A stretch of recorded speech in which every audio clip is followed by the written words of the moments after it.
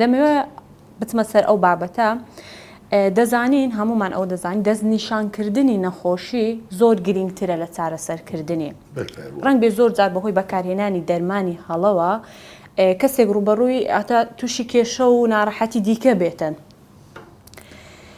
دەمەوێت بپرسم ئایا تەشخیص لەو ئاستەیە کە ئێمە بتوانین ڕێک چارەسەری نەخۆشیەکانی پێ بکەین لە کوردستان؟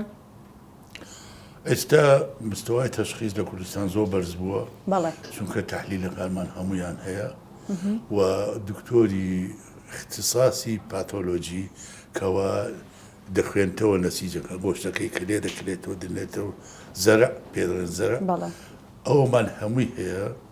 دکتۆری اخسائیمان هەیە کەوا هی سلایداتی خوێن بخوێنێتەوە سەرەتانی خوێن ئەو سەرمان نەبوو لە هەشتایەکان دەبواە لە نوەتەکانیش لە بۆ تەحلیلێکی تایڕۆید فاسی تایڕۆید سال لە 200 مختبەر هەیە ئەو وەختە لە هەموو هەولێر نەبوو دەبواە من لە خۆشەکە بنێرمە بەغدابی کرد فاسی مێشی ئێسقار دەبواە بە خۆمان ڕاکێشین و بنێرینە مووسڵیان بەغدا تەمەشاکردن. ئێستا 20 دکتۆر هەیە کەوا تەمەشاویشەی دەکەن. ئیشەکەمان ئاسان بووە ئەو مستەوای تەشخیص زۆر فەرقی کردێ لەگەڵ هەشتایەکان.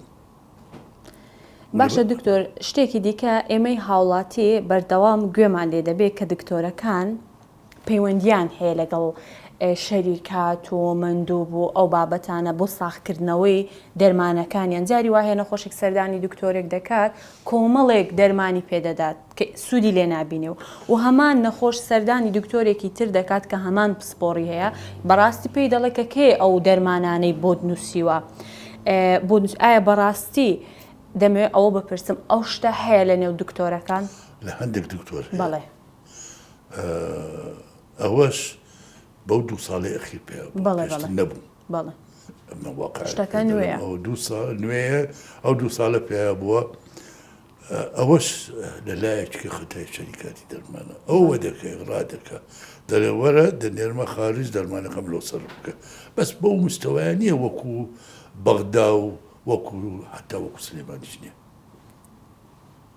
زۆر کەمترە لە جیدکە بەسەر هەیە هەم پێدا ئەو زاهرەیە هەیە بەس کەمتر لە ناسریە باڵێ بەڕای تۆ ینی ئەوە کەوتۆتە سەر ویژدانی دکتۆرەکان کە بەڕاستی نەخۆشێک خۆی ڕادستی دکتۆرێک دەکات بۆ ئەوی چارەسەری بکات بەس دکتۆر دائیمە خواخوایەتی نەخۆشەکەی چابێت دائیمەن دکتۆر زۆر غەڵەتە بڵێ هەندە جادە خوا پێی بڵێ بە ئاگای لێمان بێت ئەوە غەڵەت شتیوە نییە دکتۆرێکی ئینگلیز پێ بڵێت خوا ئاگا لەو نەخۆشەبی شەڕ لێگەڵەکە خۆمە واجبی منە دەبی ئاگەم لێبی دکتۆر خواخوایەتی نەخۆشەکەی چابێتەوە پێشی خۆشەوە دڵی خۆش دەبی کە نەخۆشەکەی باش دەبی بەس قەت بڕوا مەکە دکتۆرێک دەرمانێکی خراپ بنووسێ لە بۆ ئەوەی کەوا دەیەوێت دەرمانەکە سەڵ بێت زۆر باشە بلاکس ئەوە ڕۆژێ لەگەڵ جەنابی وەزیر ئەمە کۆنفرانسێکی گەورە هەبوو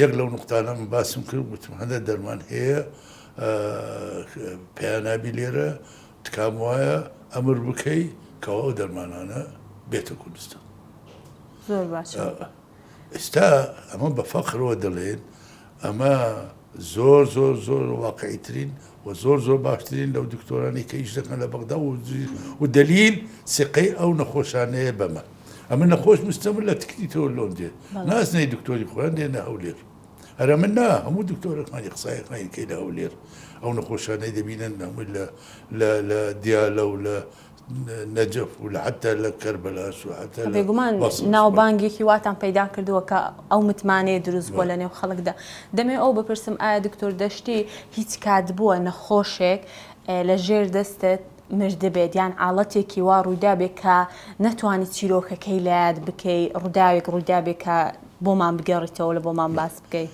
وەڵڵا ڕۆژانە ئەمە مەشاکلی طبیمان هەیە ڕۆژانە ئەوە یەک دووام هەموو دکتۆرێک احتیمالە غەڵەت بکات بەس غەڵەت دوونەوە غەڵەت هەیە غەڵەتی پێدەمومیت کە نەخۆشەکە احتیمالە پێ بمرێ ئەوە نابێ بکرێت مەبەستم ئەوە نییە بە غەڵەتی دکتۆر مردبێ مەبەستم ئەوە ڕووداوێکی ناخوازرا و ڕوویدا بێتن چیرۆکێکی ناخەژێن ڕوویدا بێ لە لایەتان نەچێت.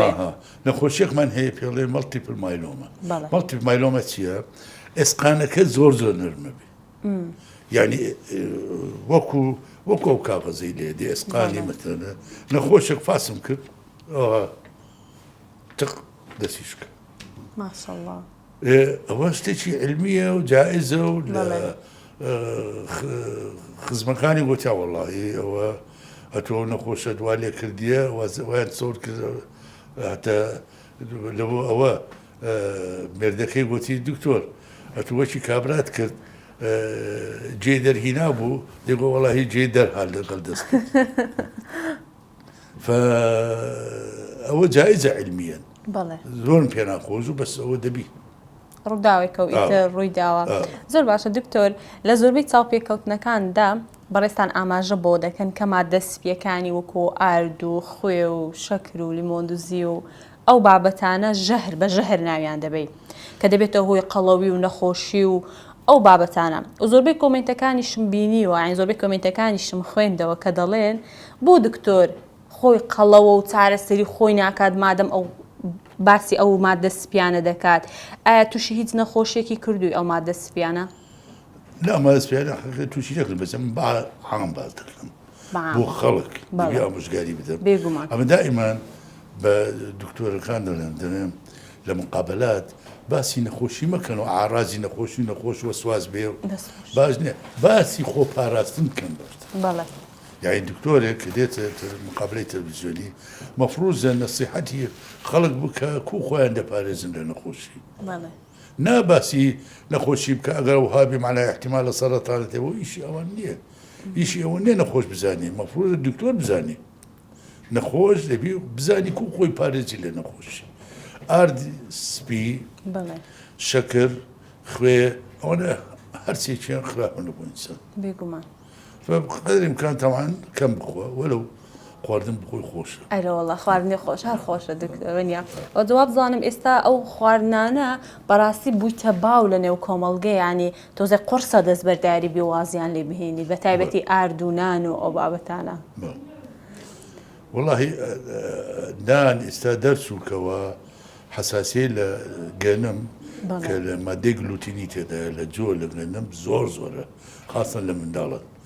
فستوكي تشخيص كمان هي تحليله كمان هي السادة بينين فيش تحليله كمان نبو بلى وحساسية لجلوتين زور لو يدرسوا أو يخدموها مش شتيش خراب كإثبات بوزوانا أو أنا تهيج قولون يعني هي زور يعني كأرديان اللي من عكين يعني كنمية اللي من عكين زۆر باش دەبن.